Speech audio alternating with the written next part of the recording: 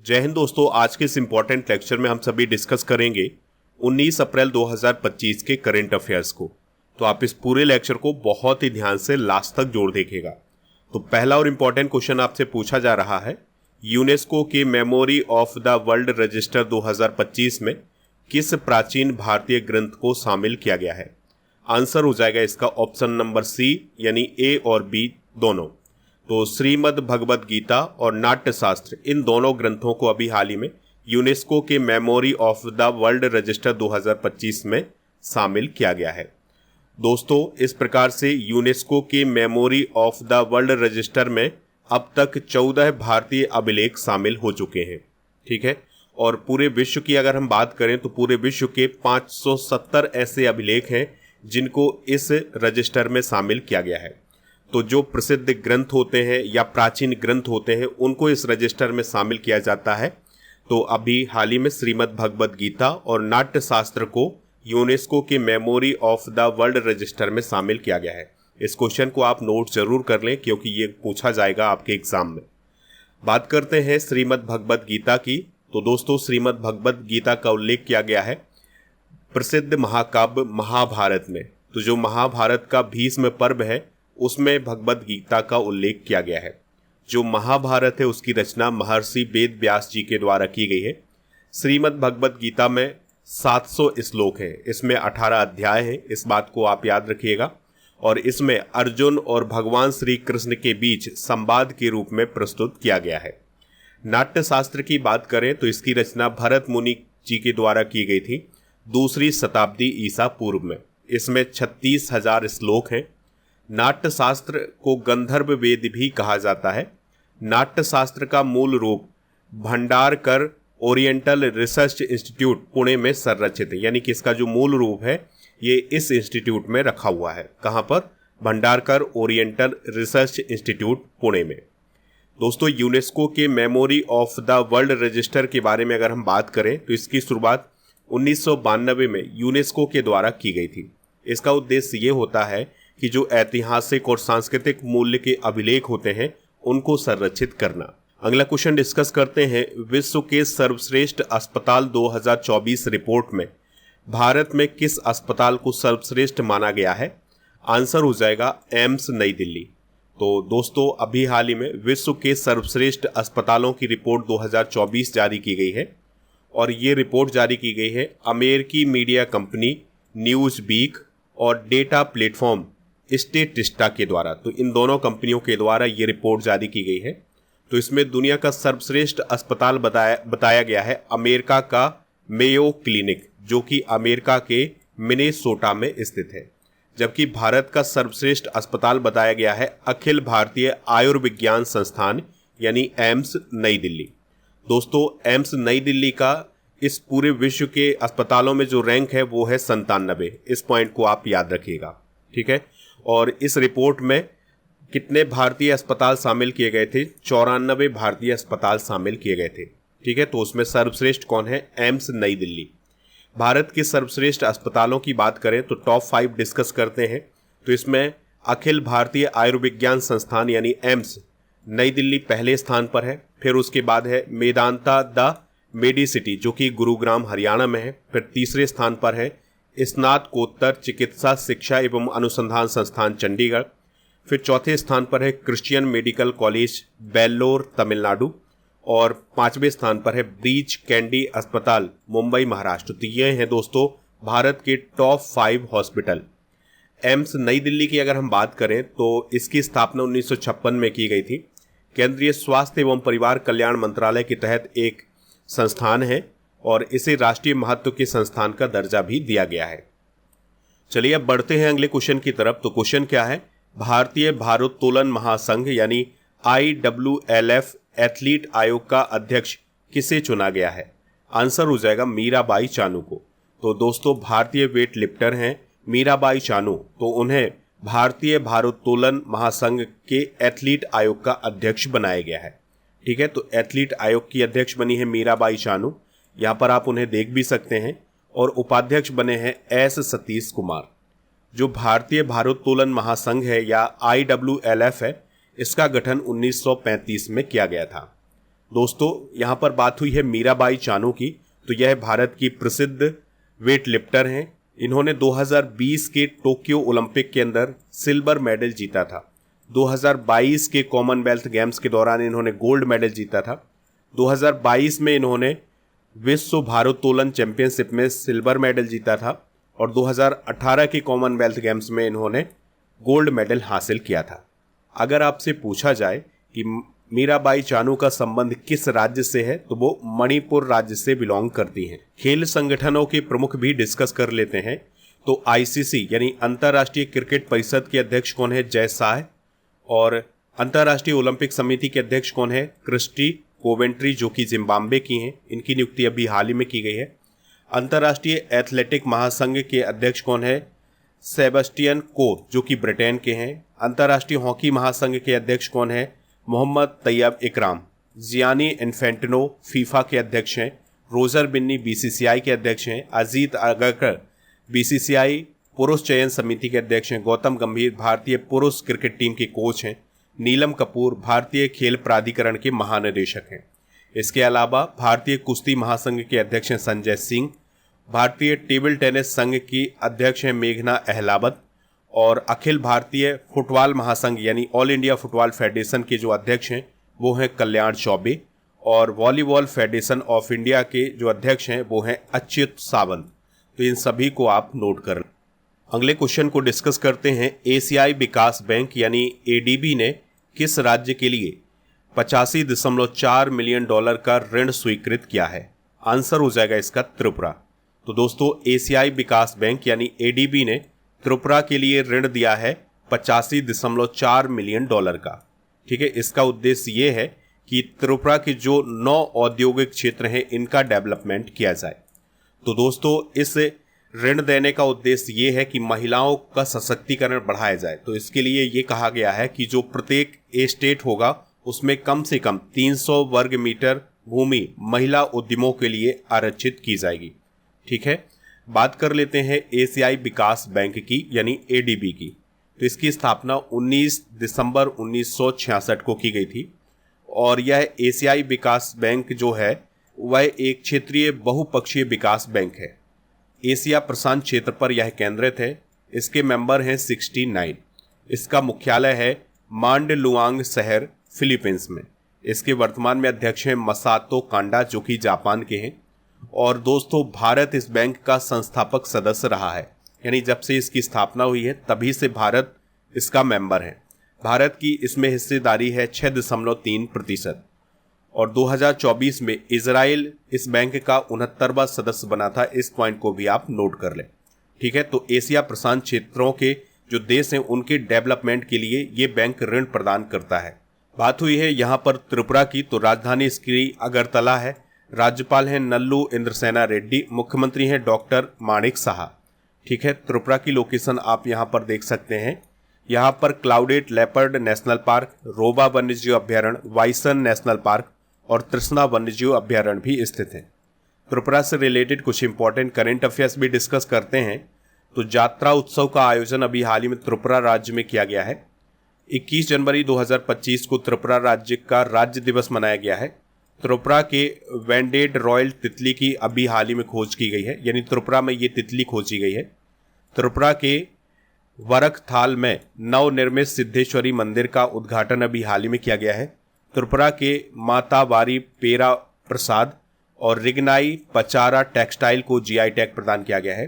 कोकबो रोक दिवस या त्रिपुरी भाषा दिवस 19 जनवरी को मनाया जाता है। इस फैक्ट को भी आप नोट कर लें। अगला क्वेश्चन डिस्कस करते हैं। नीति आयोग की रिपोर्ट के अनुसार ऑटोमोबाइल निर्माता क्षेत्र में भारत का कौन सा स्थान है? तो भारत चौथे स्थान पर है।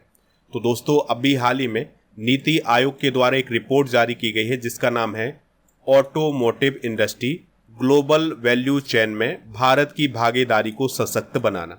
तो ये जो रिपोर्ट जारी की गई है इसमें यह बताया गया है कि चाइना, अमेरिका और जापान के बाद भारत दुनिया का चौथा सबसे बड़ा ऑटोमोबाइल उत्पादक है।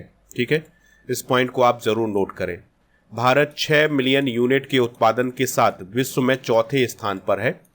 और आपको ये बात भी याद रखनी है कि इस रिपोर्ट में ये कहा गया है कि भारत की जो मैन्युफैक्चरिंग जीडीपी है उसमें ऑटोमोबाइल क्षेत्र की हिस्सेदारी है 49%, और भारत की जीडीपी में ऑटोमोबाइल क्षेत्र का योगदान है 7.1%। ठीक है, तो ये रिपोर्ट के जो इंपॉर्टेंट पॉइंट होते हैं उनको आप जरूर नोट करा करें, क्योंकि यहाँ से क्वेश्चन जरूर बनते हैं। बात कर लेते हैं नीति आयोग की। तो नीति आयोग की स्थापना हुई थी 1 जनवरी 2015 को। नीति आयोग के अध्यक्ष कौन है? प्रधानमंत्री मोदी जी। ठीक है, तो जो नीति आयोग के अध्यक्ष होते हैं वो प्रधानमंत्री होते हैं, तो वर्तमान में मोदी जी इसके अध्यक्ष हैं। उपाध्यक्ष हैं सुमन बेरी, और मुख्य कार्यकारी अधिकारी यानी सीईओ हैं वीवीआर सुब्रमण्यम।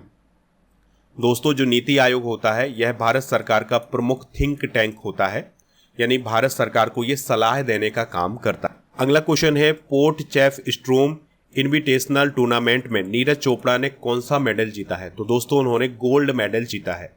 तो नीरज चोपड़ा ने साउथ अफ्रीका में आयोजित किए गए पोर्ट चेफ स्ट्रोम इनविटेशनल टूर्नामेंट में 84.52 मीटर का भाला फेंक करके गोल्ड मेडल हासिल किया है। ठीक है, तो ये पॉइंट आपको याद रखना है। अगर हम नीरज चोपड़ा के सबसे बेहतरीन स्कोर की बात करें तो उनका बेहतरीन स्कोर है 89.94 का, जो उन्होंने 30 जून 2022 में स्वीडन में स्टॉकहोम डायमंड लीग में हासिल किया था। ठीक है, तो आपसे पूछा जा सकता है कि नीरज चोपड़ा का अब तक का सबसे बेहतरीन स्कोर कौन है? तो वो है 89.94 का, यानी इतनी दूरी पर उन्होंने भाला फेंका था। नीरज चोपड़ा के द्वारा कौन कौन से कब मेडल जीते गए हैं इसको डिस्कस कर लेते हैं। तो ओलंपिक की बात करें तो टोक्यो ओलंपिक 2020 में इन्होंने गोल्ड मेडल जीता था, और पेरिस ओलंपिक 2024 के अंदर इन्होंने सिल्वर मेडल जीता है। और विश्व चैंपियनशिप बुडापेस्ट 2023 में इन्होंने गोल्ड, और यूजेन 2022 में सिल्वर मेडल जीता था। डायमंड लीग 2022 में जो कि ज्यूरिख में आयोजित की गई थी उसमें गोल्ड मेडल जीता था। एशियन गेम्स की बात करें तो जकार्ता 2018 में गोल्ड, और हांगझोउ 2022 में गोल्ड मेडल जीता था। कॉमनवेल्थ गेम्स 2018 में इन्होंने गोल्ड मेडल हासिल किया था। तो ये है नीरज चोपड़ा के प्रमुख गोल्ड मेडल या सिल्वर मेडल। अगला क्वेश्चन डिस्कस करते हैं, हाल ही में अमेरिका के राष्ट्रपति डोनाल्ड ट्रंप ने किस यूनिवर्सिटी की 2.3 अरब डॉलर की फंडिंग रोकी है? आंसर हो जाएगा हार्वर्ड यूनिवर्सिटी। तो दोस्तों, अभी हाल ही में ट्रंप की जो सरकार चल रही है अमेरिका में, उसने हार्वर्ड यूनिवर्सिटी को मिलने वाली 2.3 अरब डॉलर की जो फंडिंग थी उसको रोक दिया है। अब ट्रंप की सरकार का ये कहना है कि जो हार्वर्ड यूनिवर्सिटी है वहाँ पर यहूदी छात्रों और प्रोफेसरों के खिलाफ भेदभाव हो रहा है। इन्हीं सब के चलते ट्रंप प्रशासन ने ये फैसला लिया है कि हार्वर्ड यूनिवर्सिटी को जो 2.3 अरब डॉलर की फंडिंग की जा रही थी उस पर रोक लगाई जाए। दोस्तों, हार्वर्ड यूनिवर्सिटी की बात करें तो यह अमेरिका के सबसे पुराने यूनिवर्सिटी में से एक माना जाता है, और यह अमेरिका के मैसाचुसेट्स स्टेट में स्थित है, और ये कैम्ब्रिज शहर में स्थित है, इस बात को आप याद रखिएगा। और इसकी स्थापना हुई थी 28 अक्टूबर 1636 को। ठीक है, तो आप अंदाजा लगा सकते हैं कि ये यूनिवर्सिटी कितनी पुरानी यूनिवर्सिटी है। अमेरिका से रिलेटेड कुछ इंपॉर्टेंट करेंट अफेयर्स डिस्कस करते हैं। तो अभी हाल ही में अंग्रेजी अमेरिका की आधिकारिक भाषा बनी है। तुलसी गाबार्ड को आधिकारिक तौर पर अमेरिकी राष्ट्रीय खुफिया निदेशक के रूप में चुन लिया गया है। भारत के द्वारा अमेरिका से F-35 स्टील्थ फाइटर जेट खरीदे जाएंगे। अमेरिका भी हाल ही में WHO और पेरिस जलवायु समझौते से भी अलग हो गया है। अमेरिका ने अभी हाल ही में टिकटॉक को बैन किया है, और अमेरिकी राष्ट्रपति डोनाल्ड ट्रंप ने शिक्षा विभाग बंद करने का अभी हाल ही में फैसला किया है। तो उसका जो ऑर्डर था उस पर उन्होंने सिग्नेचर कर दिए हैं। अगला क्वेश्चन डिस्कस करते हैं, दुनिया की 17वीं एथलीट पासपोर्ट प्रबंधन इकाई किस देश में स्थापित की गई है? तो यह भारत में स्थापित की गई है। और आपको याद रखना है कि भारत में ये यूनिट कहाँ पर स्थापित की गई है? नई दिल्ली में स्थापित की गई है। तो इस प्रकार से भारत विश्व डोपिंग निरोधक एजेंसी यानी बाडा से मान्यता प्राप्त एथलीट पासपोर्ट प्रबंधन इकाई स्थापित करने वाला दुनिया का 17वां देश बन गया है। ठीक है, इस यूनिट के माध्यम से एथलीट में डोपिंग की पहचान की जाएगी, यानी कि जो एथलीट होते हैं उनमें डोपिंग की पहचान करने के लिए ये यूनिट स्थापित की गई है बाडा के द्वारा। अब डोपिंग क्या होती है? तो किसी खिलाड़ी द्वारा ऐसी प्रतिबंधित दवाएं लेना जो खेल क्षमता को बढ़ाती हैं, तो ऐसी स्थिति को डोपिंग बोला जाता है। खिलाड़ी कई बार क्या करते हैं कि वो प्रतिबंधित दवाएं ले लेते हैं और जिससे उनकी खेल क्षमता बढ़ जाती है। तो इसी चीज़ को रोकने के लिए ही ये यूनिट दिल्ली में स्थापित की गई है। दोस्तों, बाडा की अगर हम बात करें तो इसे वर्ल्ड एंटी डोपिंग एजेंसी बोला जाता है। इसकी स्थापना 1999 में की गई थी। इसका मुख्यालय लॉजेन स्विट्जरलैंड में है और विल टोल्ड बैंका इसके वर्तमान में अध्यक्ष हैं। जिस प्रकार से विश्व लेवल पर वाडा एजेंसी है, उसी प्रकार से भारत में नाडा है, यानी नेशनल एंटी डोपिंग एजेंसी। ठीक है, इसकी स्थापना 24 नवंबर 2005 को की गई थी और जो भारत के खेल मंत्री होते हैं वो इसके अध्यक्ष होते हैं। तो अभी वर्तमान में मनसुख मंडाविया जी इसके अध्यक्ष हैं और इसका काम भी भारत में डोपिंग को रोकना है। और ये जो नाडा है ना, ये बाडा से जुड़ा होता है। अगला क्वेश्चन है, उत्तर प्रदेश का जीरो पॉवर्टी कार्यक्रम किसके नाम पर शुरू किया गया है?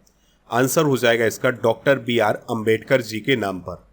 तो दोस्तों, उत्तर प्रदेश का जो जीरो पॉवर्टी कार्यक्रम है, इसकी घोषणा की गई है उत्तर प्रदेश के मुख्यमंत्री योगी आदित्यनाथ जी के द्वारा और इसका नाम रखा गया है भारत रत्न डॉक्टर BR अम्बेडकर जी के नाम पर। और ये जो कार्यक्रम शुरू किया गया है उत्तर प्रदेश में, इसका उद्देश्य क्या है? तो इसका उद्देश्य है हर गरीब और वंचित व्यक्ति को गरीबी रेखा से ऊपर उठाना। दूसरा उद्देश्य ये है कि सभी वंचित परिवारों को बुनियादी सुविधाएं समग्र रूप से उपलब्ध कराना, यानी कि जो वंचित परिवार हैं जिन्हें सहायता नहीं मिल सकी है, सुविधाएं नहीं मिल सकी हैं, उनको सुविधाएं उपलब्ध कराने के लिए ये कार्यक्रम शुरू किया गया है। और इसके अलावा दोस्तों, इस कार्यक्रम में हर पात्र परिवार तक सभी सरकारी लाभ पहुंचाए जाएंगे। तो हर ग्राम पंचायत में 20 से 25 ऐसे परिवारों की पहचान की जाएगी जिन्हें अब तक लाभ नहीं मिला है, तो उन्हें लाभ प्रदान किया जाएगा। यानी कि जो सरकारी योजनाएं चलती हैं उनका लाभ दिलाने के लिए ये कार्यक्रम उत्तर प्रदेश में शुरू किया गया है। दोस्तों, इस कार्यक्रम के द्वारा जो मुख्य फोकस किया गया है वो किया गया है मोसहर और वन टांगिया, थारू, सहरिया, गोंड और कोल समुदायों पर। और इस योजना के लाभ में भूमि दिया जाएगा, आवास, शौचालय, pension, ration card, Ayushman card, ये सभी प्रदान किया जाएगा। उत्तर प्रदेश की बात हुई है तो इससे रिलेटेड कुछ इंपॉर्टेंट करंट अफेयर्स भी डिस्कस कर लेते हैं। तो उत्तर प्रदेश अनमोल रत्न पुरस्कार अभी हाल ही में निखिल सिंघल को प्रदान किया गया है। उत्तर प्रदेश सरकार राइज ऐप के माध्यम से टीकाकरण की निगरानी करेगी। उत्तर प्रदेश के वर्तमान में वित्त मंत्री हैं सुरेश कुमार खन्ना जी। तो उनके द्वारा 20 फरवरी 2025 को राज्य का बजट पेश किया गया है, जिसकी राशि थी 8,08,736 करोड़, जो कि अब तक का सबसे बड़ा बजट बताया जा रहा है उत्तर प्रदेश का। उत्तर प्रदेश स्थापना दिवस 24 जनवरी को मनाया जाता है। उत्तर प्रदेश के नोएडा, लखनऊ, कानपुर, वाराणसी और प्रयागराज में वैश्विक प्रौद्योगिकी केंद्र डेवलप किए जाएंगे। उत्तर प्रदेश के कासिमपुर हाल्ट रेलवे स्टेशन का नाम जाय सिटी रेलवे स्टेशन कर दिया गया है। और उत्तर प्रदेश में धर्मांतरण करने पर अधिकतम सजा आजीवन कारावास की गई है। तो ये सारी इंपॉर्टेंट जानकारी आप नोट कर लें। अगला क्वेश्चन डिस्कस करते हैं, विश्व विरासत दिवस कब मनाया जाता है? तो 18 अप्रैल को यह दिवस मनाया जाता है हर साल। 2025 की थीम है आपदाओं और संघर्षों से खतरे में पड़ी विरासत। उद्देश्य क्या है? धरोहर स्थलों की रक्षा एवं संरक्षण के लिए वैश्विक जागरूकता फैलाना। वर्तमान में भारत में कुल 43 यूनेस्को विश्व धरोहर स्थल हैं, जिसमें से 35 सांस्कृतिक हैं, 7 प्राकृतिक हैं और 1 मिश्रित है। 2024 में मोइदम्स, जो कि असम में है, उसको यूनेस्को विश्व विरासत स्थल में जोड़ा गया था। तो इस प्रकार से दोस्तों आज की इंपॉर्टेंट करंट अफेयर्स को हमने डिस्कस कर लिया है। आप स्टडी करके ऐप को इंस्टॉल कर लें, इसका लिंक डिस्क्रिप्शन बॉक्स में दिया गया है। यहाँ पर आपको paid course, e book, test series, daily current affairs की PDF, क्लास नोट और कोर्स एंड PDF वाला ऑप्शन मिल जाएगा। इस ऑप्शन पर आपको राजा गुप्ता सर का अर्जुन GS फाउंडेशन बैच मिल जाएगा। इस बैच को अगर आप ज्वाइन करना चाहते हैं तो इसके लिए कूपन कोड यूज करना है अर्जुन 300। तो इसमें आपको 300 रुपये की छूट मिल जाएगी। इस कोर्स की वैलिडिटी होगी 2 वर्ष की, ठीक है। और अगर आपको इस कोर्स को लेने में कोई दिक्कत परेशानी आती है तो आप इस नंबर पर भी संपर्क कर सकते हैं। चलिए अब हम कल के करंट अफेयर्स को रिवाइज करते हैं। तो सैन्य अभ्यास डस्ट लेक का आयोजन कहाँ किया गया है? पुणे में। हाल ही में स्वास्थ्य सेवा के लिए ई-सेहत ऐप कहाँ लॉन्च किया गया है? जम्मू कश्मीर में। इंटरपोल की गवर्नेंस समिति की अध्यक्षता किस देश को प्राप्त हुई है? UAE। भारत की पहली मिसेज ग्लोब इंटरनेशनल कौन बनी है? अनुराधा गर्ग। भारत का सबसे बड़ा व्यापारिक साझेदार कौन बना है? अमेरिका। हाल ही में किस शहर की शहनाई को जीआई टैग मिला है? बनारस। ओलांटा हुमाला किस देश के पूर्व राष्ट्रपति हैं जिन्हें 15 साल की जेल हुई है? पेरू। हाल ही में कितने सैन्य कर्मियों को मैक ग्रेगर मेमोरियल मेडल से सम्मानित किया गया है? 5। विश्व हीमोफीलिया दिवस कब मनाया जाता है? 17 अप्रैल को। 3 लैंग्वेज पॉलिसी लागू करने वाला फर्स्ट स्टेट कौन बना है? महाराष्ट्र। दोस्तों, आज के जनरल नॉलेज के पिटारे में हम 16 महाजनपद और उनकी राजधानियां डिस्कस करेंगे। तो अंग की राजधानी थी चंपा, मगध की राजगृह वैशाली और पाटलिपुत्र, काशी की वाराणसी, वत्स की कौशाम्बी, बज्जी की वैशाली विदेह मिथिला, कौशल की श्रावस्ती, अवंती की उज्जैन महेशमती और मल्ल की कुशावती। इसके अलावा पांचाल की राजधानी थी अहिछत्र और काम्पिल्य, चेदी की राजधानी थी शक्तिमती, कुरु की राजधानी थी इंद्रप्रस्थ, मत्स्य की राजधानी थी विराटनगर, कंबोज की हाटक और सूरसेन की मथुरा, असमक की राजधानी थी पोतन और गांधार की तक्षशिला। तो ये हैं दोस्तों 16 महाजनपद और उनकी राजधानियां। दोस्तों, कल के करंट अफेयर्स में आपसे पूछा गया था कि शिलोंग किस राज्य की राजधानी है? तो मेघालय की राजधानी है। तो लगभग सभी लोगों ने इसका आंसर मेघालय बताया हुआ है। आज आपके लिए क्वेश्चन है, डॉक्टर माणिक साहा किस राज्य के चीफ मिनिस्टर हैं? जो भी इसका राइट आंसर हो कमेंट बॉक्स में आप हमें ज़रूर बताएं और हमारे ऐप को इंस्टॉल कर लें। तो ई बुक वाले सेक्शन पर आपको मंथली करंट अफेयर्स की ई बुक मिल जाएगी। इसके अलावा half yearly current affairs, yearly current affairs की ई बुक मिल जाएगी। तो जो मंथली करंट अफेयर्स की ई बुक है ये हर महीने लॉन्च की जाती है हिंदी इंग्लिश दोनों मीडियम में, तो इसको आप प्राप्त कर लें। ई बुक वाले सेक्शन पर 13 महीने के करंट अफेयर्स की ई बुक और 1800 MCQs की ई बुक भी मिल जाएगी।